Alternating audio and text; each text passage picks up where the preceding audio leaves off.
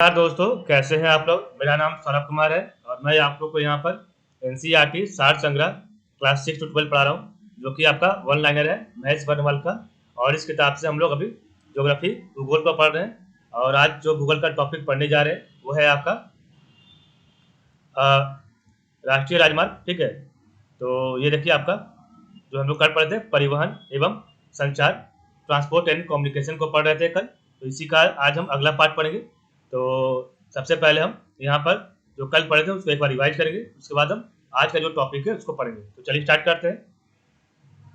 तो भारत में राष्ट्रीय राजमार्गों नेशनल हाईवेज की कुल लंबाई कितनी है? तो 1,32,500 किलोमीटर है।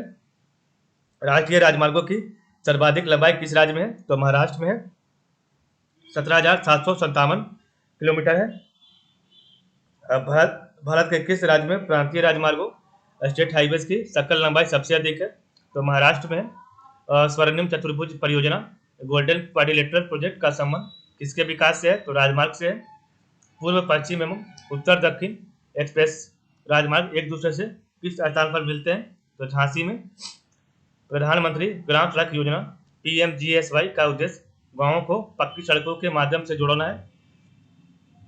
भारत का 40% आपका सड़क परिवहन किस प्रकार की सड़कों से होता है? तो राष्ट्रीय राजमार्ग से। भारत का सबसे लंबा राष्ट्रीय राजमार्ग कौन सा है? तो राष्ट्रीय राजमार्ग 44 है। सड़क परिवहन और राजमार्ग मंत्रालय का गठन किस वर्ष हुआ था? तो वर्ष 2009 में हुआ था। भारत का सबसे लंबा एक्सप्रेसवे कौन है? तो आगरा लखनऊ एक्सप्रेसवे, जिसका 302 किलोमीटर है। दक्षिण पूर्वी railway south eastern railway zone का मुख्यालय कहाँ स्थित है? तो कोलकाता में है। पूर्व मध्य रेलवे जोन का मुख्यालय हाजीपुर के किस राज्य में स्थित है? तो आपका बिहार में है।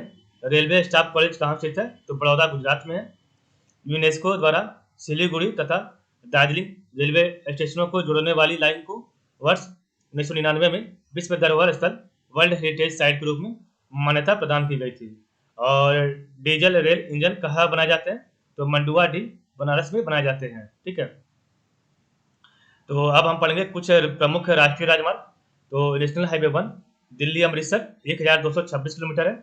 उसके बाद दिल्ली कोलकाता जिसकी लंबाई है 1,465 किलोमीटर। आगरा मुंबई NH3 है, इसकी लंबाई है 1,161 किलोमीटर। NH4 है थाने चेन्नई, इसका कुल लंबाई है 1,235 किलोमीटर। NH5 है बहरागोड़ा चेन्नई, इसकी कुल लंबाई 1,610 किलोमीटर, ये पूर्वी तट के साथ है। NH6 है धुले कोलकाता, और इसकी जो आपकी लंबाई है 1,945 किलोमीटर। NH44 है श्रीनगर कन्याकुमारी, देश का सबसे लंबा नेशनल हाईवे, जिसकी लंबाई है 3,745 किलोमीटर। NH8 है दिल्ली मुंबई राजस्थान गुजरात में से होकर जाता है, और इसकी लंबाई है 1,428 किलोमीटर। NH9 है मुंबई विजयवाड़ा, इसकी लंबाई है 841 किलोमीटर। NH10 है दिल्ली फजिल्का, और इसकी लंबाई 403 किलोमीटर और भारत पाकिस्तान सीमा पर। NH15 है पठानकोट समाए खाली भारत पाकिस्तान सीमा, और इसकी कुल लंबाई है 1,526 किलोमीटर। NH17 है पानवेल इडापल्ली पश्चिमी तट के साथ, और इसकी कुल लंबाई है 1,269 किलोमीटर। NH28 है बरौनी लखनऊ, और इसकी कुल लंबाई 570 किलोमीटर। ठीक है, तो इस प्रकार हमने देखा कल का जो चैप्टर पढ़े थे उसको। तो अब आज जो हम पढ़ेंगे वह है आपका नया टॉपिक, भारत में रेलवे की उत्पादन इकाइयाँ। ठीक है, तो भारत में रेलवे की उत्पादन इकाइयाँ कहाँ कहाँ हैं उसको पढ़ते हैं। एक मिनट। तो आपका जो है सबसे पहला कारखाना जो है, पहला है चितरंजन लोकोमोटिव, उसके बाद आपका दूसरा रेल कोच फैक्ट्री, तीसरा है रेल कोच फैक्ट्री, चौथा है डीजल इंजन आधुनिकीकरण कारखाना, और पांचवा है डीजल लोकोमोटिव वर्क्स। ठीक है, तो कारखाना जो आपका है कहाँ का है, एक पहला है आपका चितरंजन लोकोमोटिव, दूसरा है आपका रेल कोच फैक्ट्री, तीसरा है रेल कोच फैक्ट्री, चौथा है डीजल इंजन आधुनिकीकरण कारखाना, और पांचवा है डीजल लोकोमोटिव वर्क्स। ठीक है, तो चितरंजन लोकोमोटिव का स्थापना 1950 में हुआ था, रेल कोच फैक्ट्री का 1952 में, रेल कोच फैक्ट्री का एक और 1986 में, डीजल इंजन आधुनिकीकरण कारखाना 1981 में, और डीजल लोकोमोटिव वर्क्स 1961 में हुआ था। ठीक है, तो ये आपका स्थापना वर्ष है। तो चितरंजन लोकोमोटिव का 1950 में, रेल कोच फैक्ट्री का 1952 में, रेल कोच फैक्ट्री एक और 1986 में, डीजल इंजन आधुनिकीकरण कारखाना 1981 में, और डीजल लोकोमोटिव वर्क्स 1961 में। तो आपका चितरंजन लोकोमोटिव का है, आपका स्थान कहाँ हुआ था? तो चितरंजन जगह है वहाँ पर, जो कि आपका पश्चिम बंगाल में पड़ता है। रेल कोच फैक्ट्री 1952 का जो स्थापना हुआ था, उसका जो स्थान जहाँ पर हुआ था वो है पेराम्बूर में, जो कि आपका तमिलनाडु में पड़ता है। और रेल कोच फैक्ट्री जिसकी स्थापना 1986 में हुई थी, उसका स्थान था कपूरथला पंजाब में। और डीजल इंजन आधुनिकीकरण कारखाना पटियाला पंजाब में। ठीक है, और diesel locomotive works Varanasi Uttar Pradesh में। तो ये आपका भारत में रेलवे की उत्पादन इकाइयाँ हैं। तो चितरंजन लोकोमोटिव, इसकी स्थापना 1950 में हुई है, और इसका स्थान जो है चितरंजन पश्चिम बंगाल है। रेल कोच फैक्ट्री, इसकी स्थापना 1952 में, और इसका स्थान पेराम्बूर तमिलनाडु में है। रेल कोच फैक्ट्री स्थापना 1986 में, और इसका स्थान कपूरथला पंजाब में है। डीजल इंजन आधुनिकीकरण कारखाना, इसकी स्थापना 1981 में, और इसका स्थान पटियाला पंजाब में है। डीजल लोकोमोटिव वर्क्स, इसकी स्थापना 1961 में, और इसका स्थान वाराणसी उत्तर प्रदेश में है। ठीक है, तो चितरंजन लोकोमोटिव का विवरण क्या है? तो रेल के विद्युत इंजन बनाने का सबसे पुराना कारखाना है जो आपका चितरंजन लोकोमोटिव है। ये रेल के विद्युत इंजन, ठीक है, रेल के इलेक्ट्रिकल इंजन बनाने का सबसे पुराना कारखाना यहाँ पर है। रेल कोच फैक्ट्री जो आपका पेराम्बूर तमिलनाडु का है, यहाँ पर सवारी डिब्बों का निर्माण होता है। ठीक है, तो जो आप पैसेंजर गाड़ी देखते हैं, ठीक है, उसका निर्माण कहाँ होता है? तो आपका पेराम्बूर तमिलनाडु में किया जाता है। ठीक है, सवारी डिब्बों का निर्माण यहीं पर किया जाता है। ठीक है, और इलेक्ट्रिकल इंजन का जो निर्माण कहाँ होता है? तो चितरंजन पश्चिम बंगाल में। रेल कोच फैक्ट्री जो 1986 में बना था कपूरथला पंजाब में, यहाँ पर भी आपका रेल डिब्बों का निर्माण होता है। ठीक है, तो यहाँ पर रेल डिब्बों का निर्माण होता है। ठीक है, किस प्रकार का डिब्बा नहीं पता यहाँ पर, लेकिन आपका जो था तमिलनाडु में, वहाँ पर सवारी डिब्बों का निर्माण होता है। ठीक है, सवारी डिब्बों का मतलब जो भी पैसेंजर ट्रेन है उसका निर्माण आपका तमिलनाडु में होता है, और सिर्फ रेल डिब्बों का निर्माण पंजाब में होता है। उसके बाद आपका है चौथा, डीजल इंजन आधुनिकीकरण कारखाना। डीजल इंजन आधुनिकीकरण कारखाना पंजाब राज्य में है। ठीक है, पटियाला में। और यहाँ इसका जो मेन पॉइंट क्या है? डीजल इंजनों के संघटकों का निर्माण होता है। ठीक है, तो डीजल इंजनों के संघटकों का निर्माण होता है, यहाँ पर डीजल इंजन बनता है। ठीक है, उसके बाद 5 है डीजल लोकोमोटिव वर्क्स।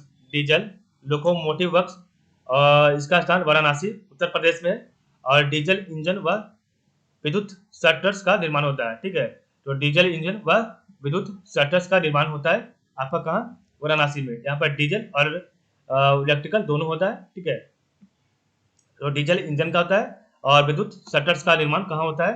तो आपका diesel locomotive works Varanasi Uttar Pradesh में होता है।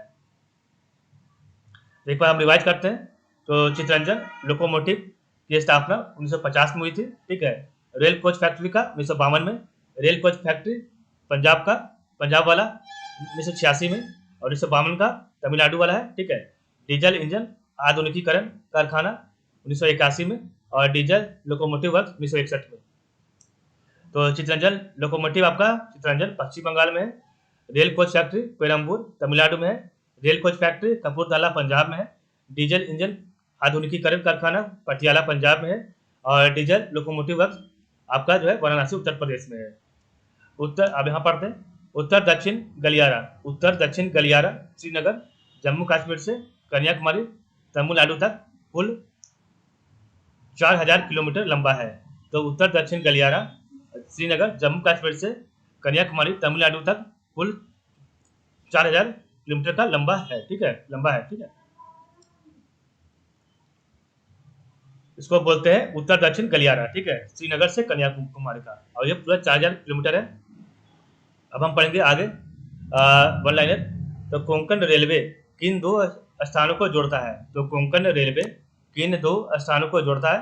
रोहा महाराष्ट्र से बेंगलुरु कर्नाटक को जोड़ता है। तो कोंकण रेलवे जो है आपका रोहा महाराष्ट्र से बेंगलुरु कर्नाटक को जोड़ता है। चेन्नई बंदरगाह किस प्रकार का बंदरगाह है? तो चेन्नई बंदरगाह किस प्रकार का बंदरगाह है? तो कृत्रिम बंदरगाह है। सबसे अधिक दूरी तय करने वाली एक्सप्रेस ट्रेन कौन सी है? तो सबसे अधिक दूरी तय करने वाली एक्सप्रेस ट्रेन कौन सी है? तेरा कुछ कर यार। सबसे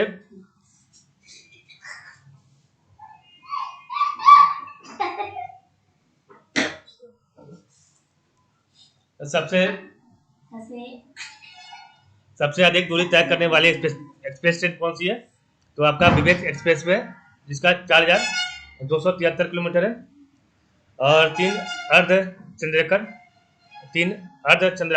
चंद्राकार समुद्री तट किस स्थान पर मिलते हैं? तो कन्याकुमारी में, ठीक है।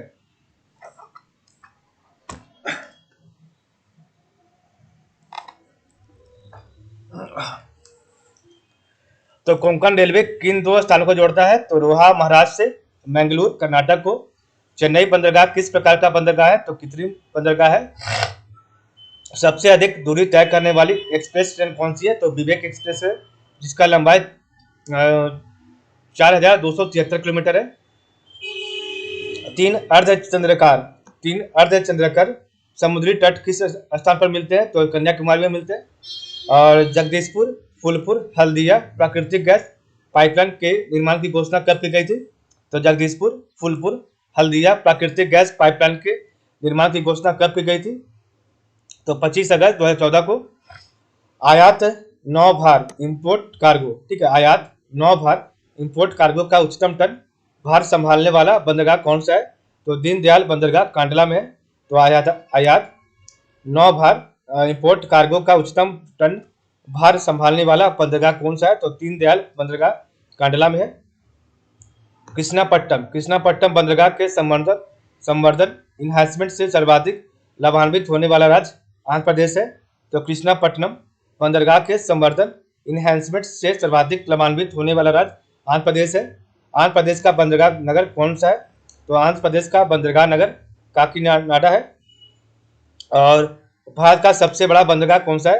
तो आपका मुंबई में है, ठीक है। तो ये आपका था इंपॉर्टेंट वन लाइनर। तो एक बार पढ़ते ऊपर फिर से। तो कोंकण रेलवे किन दो स्थानों को जोड़ता है? तो रोहा महाराष्ट्र से बेंगलुरु कर्नाटक को। चेन्नई बंदरगाह किस प्रकार का बंदरगाह है? तो कृत्रिम आर्टिफिशियल बंदरगाह है। सबसे अधिक दूरी तय करने वाली एक्सप्रेस ट्रेन कौन सी है? तो विवेक एक्सप्रेस जिसकी लंबाई 4273 किलोमीटर है। तीन अर्धचंद्राकार समुद्री